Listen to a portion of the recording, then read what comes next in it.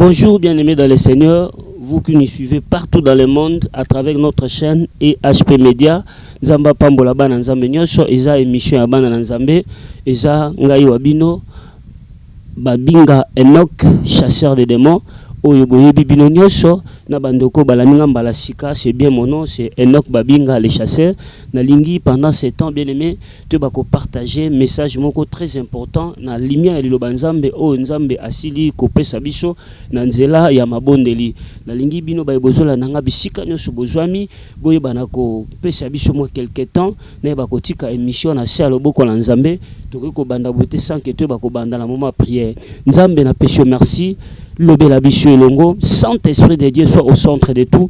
Je prie au nom de Jésus-Christ de Nazareth que ce moment soit favorable, bénéfique pour tout le monde au nom de Jésus-Christ. Amen. Oui, banana nzambe, nzamba pambola biso, biso bino ba ebozo la nanga bisika bozwami partout dans le monde. Na lingi to partager message oyo o nzambe asili ko pesa na koki ko bandana boete sans que la lingi to tanga deux versets bibliques o ko ba ko sunga biso et ko ba ko introduire biso na kati ya message o nzambe asili ko lobela biso. Tuzana mukanda na Matthieu chapitre 2 verset 12 tuzana Exode chapitre 1 verset 22 nazo tanga na lombango Matthieu chapitre 2 verset 12 Bible zo biso puis divinement averti en songe de ne pas retourner vers Hérode. Ils se regagnèrent leur pays par un autre chemin. Wana isa mukanda na Matthieu chapitre 2 verset 12 et Bible zotali sabiso zali solo peut-être toye bien malam Bible zolo banabiso et zalaki na mokolo moko na naissance ya Yesu Masiya na simana eko botama Bible zolo batango botami ezaki na monzoto moko bande ko ngenga na mushika et Bible zolo ba na ba sage ba mage ba moni monzoto na mushika ezo ngenga et ba mage bazalaki kirie ya koyeba na kokende komona monzoto bande kongenga e ba mage tango balandeli Bible zolo ba komi na kati ya mboka na Israël et tango ba komi na Bethlehem Bible zolo ba kutani na mokonzi Hérode na kokuta na bango bakutani Hérode Bible zolo bisanga Hérode ameki kotuna conditionner kotuna ba mage question qu'est-ce qui se passe ba mage batalisi babi eza na mokonzi moko shabotami to moni monzoto na ye kongenga na mushika et makomi na nzambe zolo bisanga yoka réponse Hérode azolo yalobi bokende d'abord kotala soki bomoni simangai pe na koyeba kongumba melaye lokola bino boshi kongumba melaye bozwa penza ba précision exacte ya mwana oya botami e ngai pe na koyeba kokende vers mwana wana. Pourquoi na pesi biso verset oyo bien-aimé na koyeba ko développer encore davantage. Bien-aimé dans le Seigneur bino ba bozola nanga partout dans le monde ezalaki na butu ya lelo na se ya mabondeli na silima ko subondela na vision nzamba zo pesa biso emoniseli o nzamba pesi nzamba zo talisa biso komona basal mibale ya minene mais na kati ya basal wana ezalaki na bakazier et na tous les deux salles et na première salle ezalaki na bakazier ezalaki minene et na kati ya basal wana ezalaki na bakazier et tozo mona na kati ya bakazier wana ezana bakazier musu ezalaki vide pe ezana bakazier musu ezalaki rempli mais na kati ya salle wana bakazier ezalaki vide ezalaki ebele po ezalaki rempli ezalaki mukie. C'est ce que le Seigneur nous fait voir et tozo mona na deuxième salle na salle ezalaki juste bakazier ya mikie mais tozo comprendre te à un moment to moni na deuxième salle ezalaki bakazier ya mikie bakazier on bandi kotonde et na kati na salle tozo mona bazalaki batu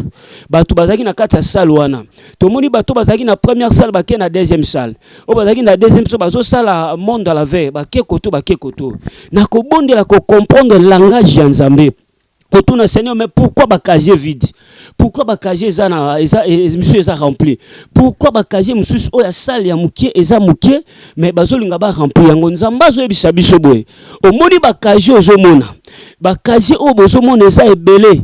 O bomoni eza na ekobandi déjà kotonda eza makila. Et le deuxième bozomona ezaki makila eza makila ya bana mike. Nzambe ko pesa biso avertissement ko yebisa bana na nzambe boye. Eza na complot moko Satan azoba na kosala ces derniers moments.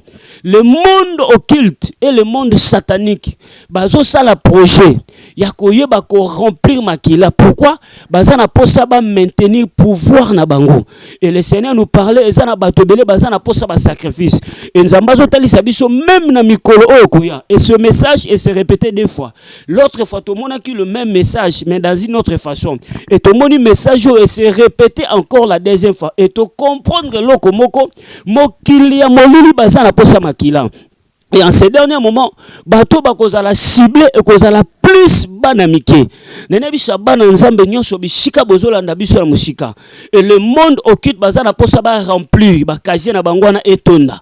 Et le vide là que nous voyons ezaki na l'autre côté, oh tozomo les autres ezaki makila.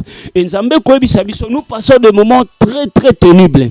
Et nous passons des moments très terribles. Et bateau batanga ka écriture et comme chabisoté parce que toutes ces choses a été déjà prédit dans la Bible.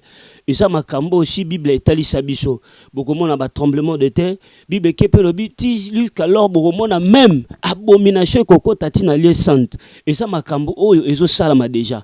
Mais le monde occulte bazana complot moko. Et le Seigneur azo sabiso to beta sete na bana ya Nzambe.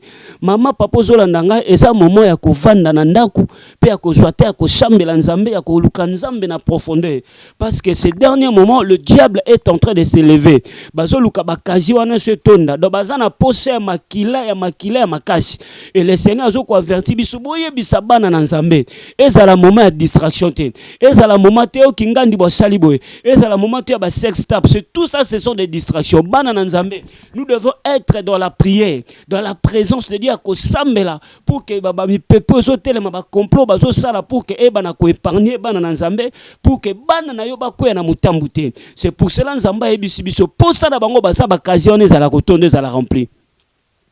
Et Nzamba zo tali sabiso bakazi ozomona eza makilo bazo linga ba tondisa. Bazo kende déjà. Mais moi je crois à la prière. C'est le moment de prier, de se lever. Bible zo bisanga na makomi Hérode aussi. Tangu ayoki kobota ma Yesu Masia. Yanda ba komona déjà zali roi. Et à Bossani, il y a quelqu'un qui est né, qui était le roi des rois. Et Hérode avait donné un degré. Hérode avait donné une loi à l'Obiboé. Tango sentir que ba manche ba échapper na contrôle na ye. Or to comprendre directement que Hérode azaki na posa ko adorer Jésus té. Aso ko sa ba mana zo sa bango bokende ko tala soki bomoni bongo ngape na kende ko ya ko tala mona or que rien abanda ko sala semblant. Et tozo mona ba dirigeant na biso bazo diriger biso bazo sala semblant Hérode. Il y a beaucoup de gens bazo sala semblant comme si ya ko linga peuple, bazo sala semblant même ya ko luka ko compatir na peuple.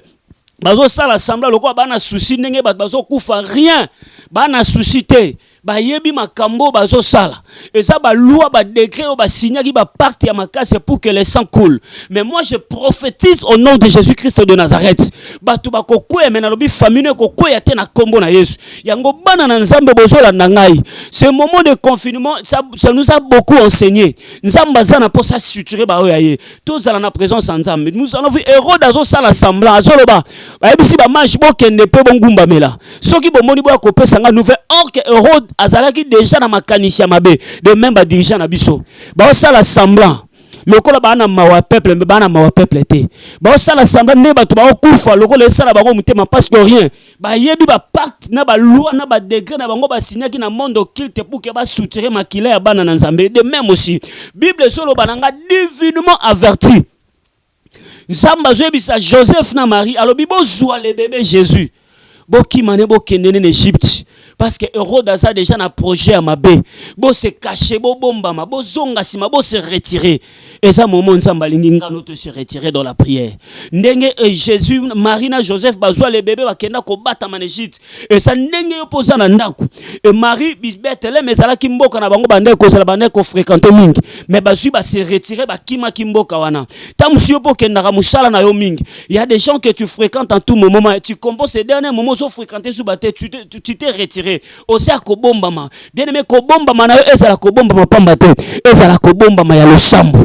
Le Seigneur nous a benga biso to se retirer dans la prière to chambela to buka mabolongo pour que ba plan machiavélique oyo eye bana ko échouer. De même aussi dans l'Exode chapitre 1 verset 22 Bible zoloba Tangu Pharaon à comprendre que le peuple Israël bazo croître mingi akoma ki pe na complot azo pesa ordre baboma bana nyosho mibali. Bible zo ebisa biso na makomi na Nzambe tangu décret oyo ekwei. Bible zo ba bana mibali nyosho bazalaki péri ayi des gens bazali ko plaire. Or tozo comprendre pourquoi le roi Pharaon a chopé sa ordre wana baboma bana mibali et puis alobi précisément boboaka bango na kati ya nul. Tangu tozo tanga na mokanda na Ézéchiel bandeko boso ba Bible boko comprendre Ézéchiel chapitre 29 verset 3. Nazo tanga je lis au nom de Jésus na lingina éclairci bana na Nzambe bo comprendre pourquoi ce plan nuit et jour ezo salama. Nazo pambola bato bazo sambela Nzamba pambola bino. Bino bato bazo zwa ndingisi ko sambela pona mboka. Bino bato bazo zwa ndingisi ko sambela pona monde entier. Ne baissez pas les bras. Bible zolo bana Israël tango bazaki na bitumba. Tango Israël Moïse na Aaron na Urba mati na ngomba. Tango maboko ya Moïse et tomba milikolo Israël ezolonga na bitumba. Bien aimé, aussi longtemps ta prière sera élevée, ta famille sera épargnée, ta maison sera épargnée. Aussi longtemps ta prière sera élevée, ta vie sera épargnée au nom de Jésus. C'est le moment bien aimé tout longa na ba distraction. Yongo nene bisabana na Nzambe nyonso yo mtoza na ba vidéo ba tindelio sur ba sextape. Efface ça, c'est la distraction. Tango oyo eza na ba réunion au kitozo salama. Ba sali plan ya liboso ba moni ke plan komi ko échouer. Ba sali ba komo luka ba plan ni ba ko sala par tous les moyens na nzela ba vaccin nyonso na bazana posa makila. Et ces derniers moments, les gens qui seront plus ciblés, ce sont des enfants. Bien-aimés dans le Seigneur, faisons très attention. Ézéchiel, chapitre 29, verset 3. Que dit la Bible?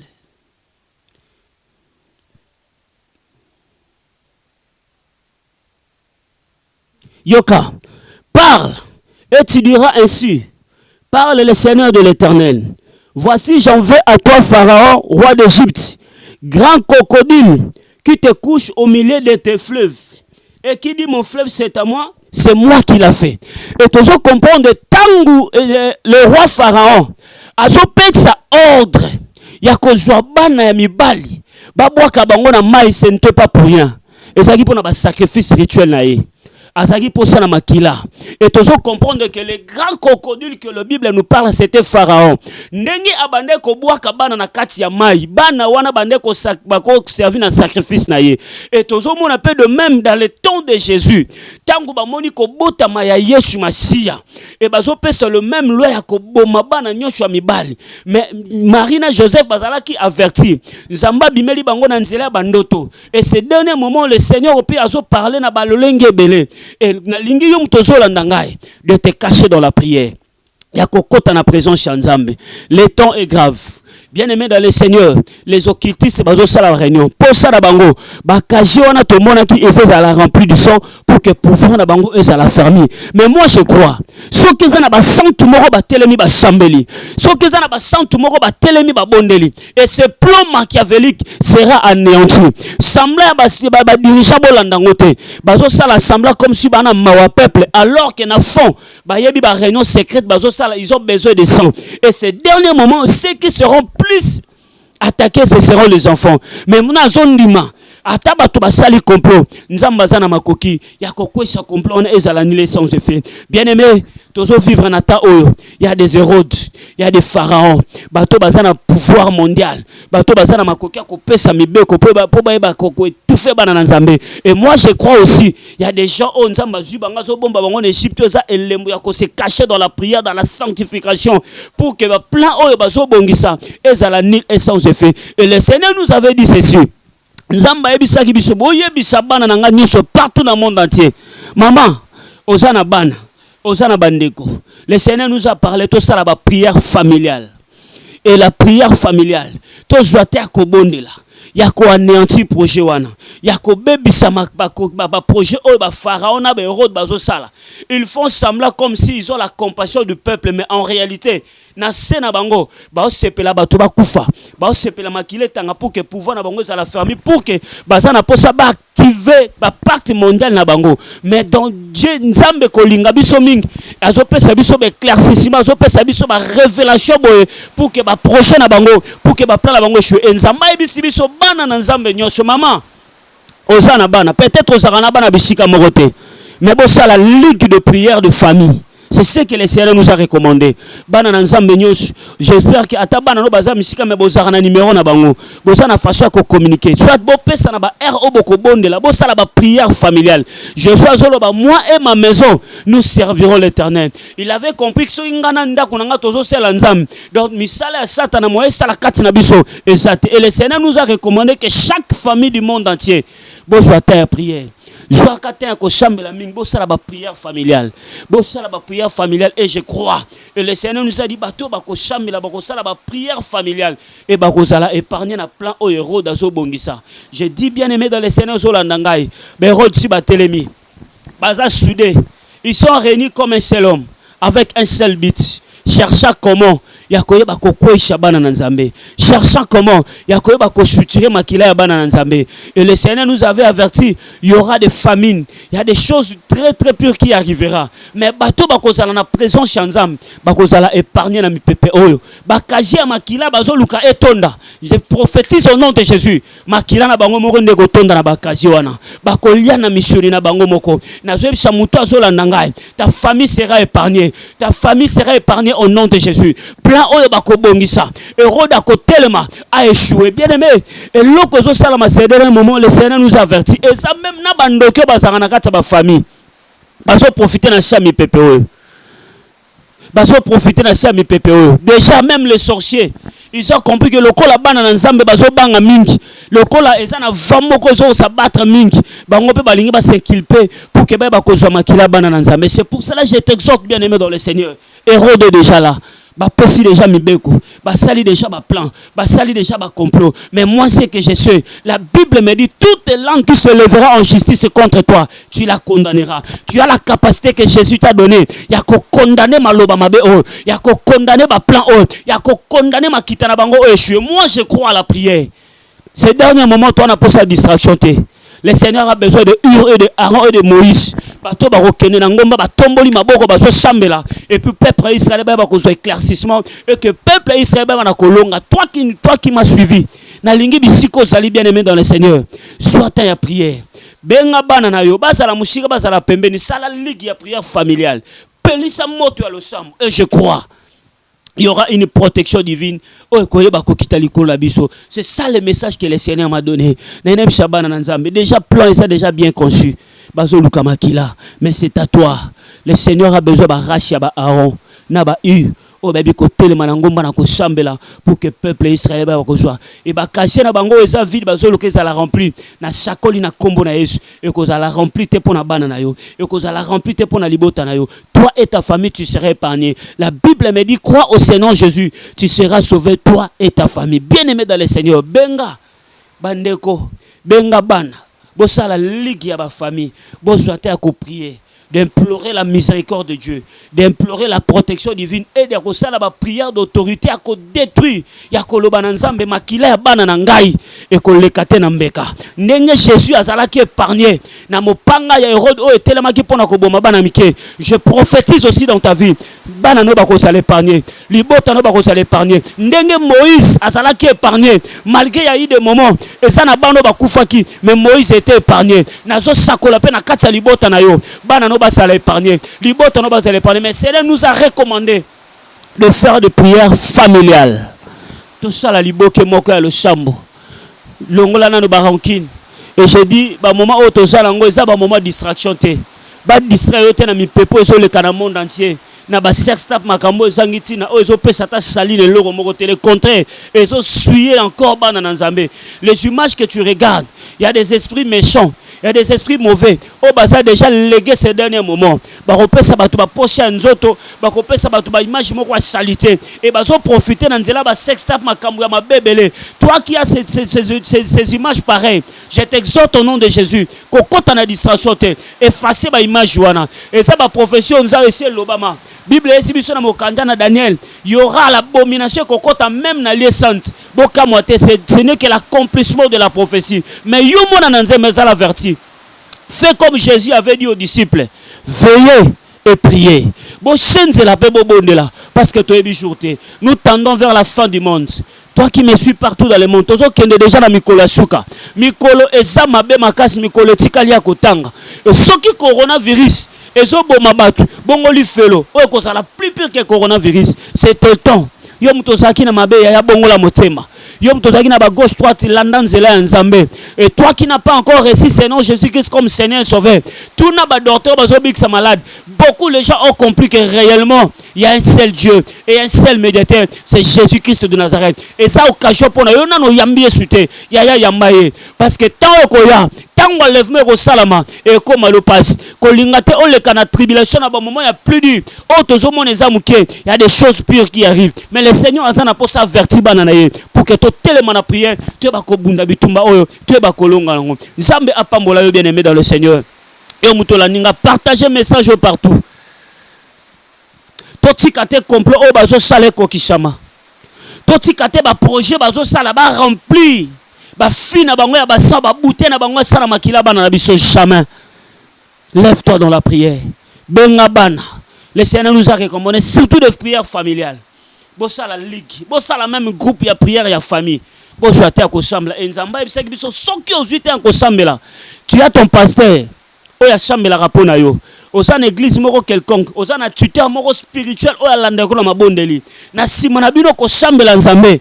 Bon luka une offrande, bon pesa pasteur na bino, bon pesa comme action de grâce et à la protection o ko bundela bino makashi. Peut-être mutu msolo binga na sambela rasuite na zana ndako bien aimé eza na ba orphelin bazali, eza na ba maison ba homme de vieillard. Après avoir beau ça la prière ya famille, beau soit même beau sungata ba orphelin, ça va vous aider. C'est la recommandation que le Seigneur nous a donnée pour que le sang ne coule pas, pour que batouba le latte prenez le temps de prier. Ya bisoto benganga papa nok peut-être. Si tu as ton pasteur, aux un tuteur spirituel, l'onction que tu crois, c'est celle qui descend sur toi. Priez. Nasima kosala ba prière familiale, mona mosali nzambe oyo sambela kabisika là où tu résides. La tuteur spirituelle, muto landela ko na mabondeli, monaye dans ton action de grâce pour ta famille. Et je crois ces fléaux, tu seras épargné et tu seras sauvé. C'est ce que le message le Seigneur nous a donné. Le moment est grave. Basal déjà ba complot. Bazo sala ba système et nazo pambola nzambe ba système nyonso bazo sala les échoué. Ba système bazo sala le Seigneur azo pesa ba tout éveil spirituel. Le Seigneur azo pesa ba attendement spirituel à comprendre ba plan de bazo linga ba sala par mille moyens échoués. Mais le diable est tellement têtu. Il a tenté Jésus plus de 2 fois pour qu'il Luka ko essayer sur ma coca quitter. Ne tombe pas bien aimé. Toi qui me suis partout dans le monde, partagez message oyo. Ba kazio bazo linga ba tondisa et tondisa mate pona bana leo. Et je crois à la puissance divine. Bien aimé, mutumo ba bisinga papa. Mais tozo comprendre tenga isi ko banga te. Parce qu'à l'enlèvement de salamité, il y a le Saint-Esprit qui est encore là. Et ça, il fallait ça, tellement il y a la puissance du Saint-Esprit. Et ce qu'on empêchait, c'est pour cela, prépare-toi pour rencontrer Jésus. Pour que tant la protection. Toi qui yom to landinga inzamba pambola yo, partagez message oyo. Soit à prier, benga bana, benga libota, ça la même groupe ya famille na bino bo prier. Na suka ya prier, soki bo sambeli, bo luka mosali na nzambe, oya sambela kapona yo, oyo yebia sela nzambe solo, dans ton action de grâce, pesa pasteur na yo. Et le Seigneur nous a dit, tu seras épargné de tous les dangers. Na lingi, yom to chiko landanga to so moment ya prier. Bible solo bangana makomi. Dans leurs angoisses, il envoya la parole et la parole est guérie. Il y a des Hérodes, il y a des pharaons et si batelemi, basa na pocha makila. Ndenge Hérode asala ki semblant, lokola mutumo azaki na mawape ya Yesu, lokola mutu azaki na posa pa ke nekotala Yesu, or ke na cachette. Azaki na posa makila Yesu, azaki na posa kufa. De même aussi ba diriger belé, ba sala semblant lokola bana mawana bino, lokola ba sunga bino, mais na sima na bango basa na projet mabele compter baso c'est la bino ndebo kufa. Mais je crois, Dieu te épargnera ta famille. Que le Saint-Esprit te donne la force. Rassemble ta famille dans la prière. Que le Saint-Esprit te donne la force. Rassemble tes amis dans la prière. Bien-aimé, Hérode, à Luka qui Jésus s'est caché en Égypte pour que Nasima Hérode Koko et Sima Bina. Toi aussi cache-toi dans la prière. Cache-toi dans la sanctification. Prends le temps de prier. La lingi mo limo mo chante bisiko zola nangai apesa yo makashi Hérode nyonso akotelema azala même na famille, azala même wapi, akoluka bana na yo, na sambeli, bamona bana na yo te. Et je prophétise au nom de Jésus, héros de nyonso alukaka kokwea na yo, alukaka makila na yo, na sakoli na kombo na Yesu, akomona makila na yo te. Nazo sakola, Pharaon nyonso asalaka sacrifice, pona koluka kosopa makila, pour que libota ne lela. Je prophétise au nom de Jésus, na sakoli na kombo na Yesu, tika Pharaon na koya. Ndenge prophétie Ezekiel lobaki, toi Pharaon, grand crocodile, yom to lala kanamil, tu seras ta mâchoire na yo konika mape kokangama. Nazo sakola, monoko nyonso ekotelema, po luka kufa ya bana na yo, e luka kufa libota na yo, nzamba confondre bango, nzamba kwesa bango, dans le nom puissant de Jésus-Christ de Nazareth. Yom to zolanda vidéo, laisse que l'onction du Saint-Esprit te touche là où tu es. Ta muzozala ndeko déjà quoi qui na piège à Pharaon. Osana famille déjà ba quoi qui na malade. Nazo sakola na kombo na Yesu. Na lobby maladi wane koboma yote. Situation wane koboma yote. Il y a un Jésus qui est prêché maintenant. Azo kota na ndako na yo. Azo ya ko épargner yo. Azo ya ko longola kufa. Azo ya ko longola molili. Azo ya ko sa soni be rodi nyo sa vina yo. Azo ka soni ba forono sa vina. Nazo sakola. Ba dirigeant baza le kola be rodi. O bazo sala ba sambla lokola bana mawa peuple mais bana posa peuple nyokwama bana posa makila peuple tanga nazo sakola tika ane oyo nzamba lekisa misusu ba kuya misusu ba kufa na kombo na Yesu pour que les enfants de Dieu be bana ko vivre sali. Soyez bénis au nom de Jésus, soyez protégés au nom de Jésus. Yo posala ki malade bika ngolu na nzam bika bikamo na nzam bika bilembo na nzam, que le Dieu du ciel ndenga épargna ki Jésus ndenga épargna ki Moïse a épargné pe famille na yo au nom puissant de Jésus-Christ de Nazareth. Amen. C'est votre humble serviteur Enoch Babinga, chasseur de démons. Dans le message na groupe Sabiso, tu as besoin d'aide spirituelle. Osana posape orientation prophétique. Numéro langa yangona WhatsApp na groupe Sayo. Plus 243 89 50 79 749. Plus 243 89 50 79 749. Au sein de orientation. Et bien aimé, il y a des fois dans les médias, moi réserve, il y a un message, mais l'essentiel a été dit. Au sein de orientation prophétique, au sein de Moutazo Bel, au sein de l'Issungi à Molimo Centre, jusqu'à présent, il y a des hommes de Dieu capables que le Seigneur utilise puissamment Bazali. Parce que tel t'a déçu, mais il y a encore des serviteurs de Dieu. Et il y a encore 7000 jusqu'à présent nous avons orientation prophétique, nous avons interprétation en auto, nous avons directive, nous avons orienté bibliquement na révélation et tu seras béni. Nzamba pambola bakamignon sur EHP Media apambola pense moko soki lelo toté changala c'est grâce à lui.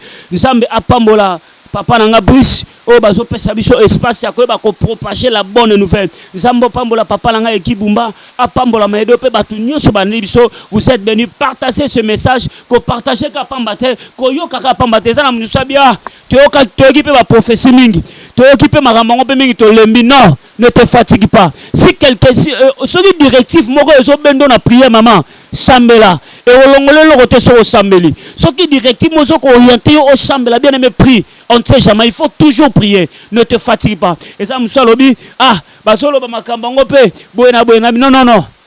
Ne te fatigue pas. Oyebi nzamba soli langa na buto lela zo bisangai. Abi mwana na ngai. Omoni makambo ebele bato mokila molili ba osala. Soki ezo simba te parce que ça na ba santo bazo sambela. En tout cas na kumisa nzambe. Et j'ai compris. Bato bazo prier pour na monde entier. Bato bazo prier pour na mboka. Bato bazo prier pour na kimia.